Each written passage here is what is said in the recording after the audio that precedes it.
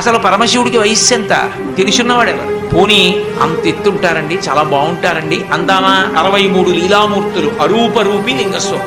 అసలు రూపం తెలియని వాడితో పెళ్ళి ఏమిటమ్మా నీకు? పైగా కులం గోత్రం తెలుసుకోవాలా పెళ్ళంటే? కులం గోత్రం తెలుసుకుందామంటే తల్లి తండ్రి ఏరి లోకంలో ఆయనకు పుట్టుకంటూ ఉంటే తల్లి తండ్రి.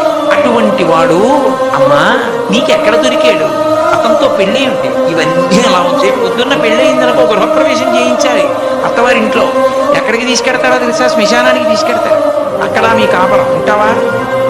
ఏమిటమ్మా ఆయనతో పెళ్ళి అని ఊరుకోలేదు. ప్రత్యక్షం అయిపోయాడు అనుకో, ఆయన సొమ్మేం పోయింది, పెళ్లి చేసుకోమంటే సంతోషంగా చేసేసుకో. రేపు పొద్దున్న మీ తండ్రి అంత ఐశ్వర్యవంతుడు, మంచి పట్టుబట్టలు బంగారు పళ్ళెల్లో పెట్టి కట్టుకోవో ఎల్లుడు ఇస్తాడు. రక్తం ఓడిపోతున్నటువంటి ఏనుగు తోలు ఒకటి కట్టుకొని వస్తాడు పెళ్లిపేట్ల మీద. బాగుంటుందా? ఎంత అసహ్యంగా ఆయన ఆవులు వేసుకుంటాడమ్మా. బాగుంటుందా? ఏమిటమ్మా ఆయనతో పెళ్ళి ఏమిటమ్మా? రేపు పొద్దున ఎద్దుకండి, ఆ ఎద్దు ఇదిగో నా సింహం ఉంది ఎక్కండి చక్కగా అంటే అక్కడ ఎద్దే. నేను చక్కగా చూడు ఎంత యవ్వనంలో ఉన్నాను, నీకు తగినటువంటి వాణ్ణి కాబట్టి నన్ను తగులుకుని నాతో వచ్చి వదిలే తపస్సు.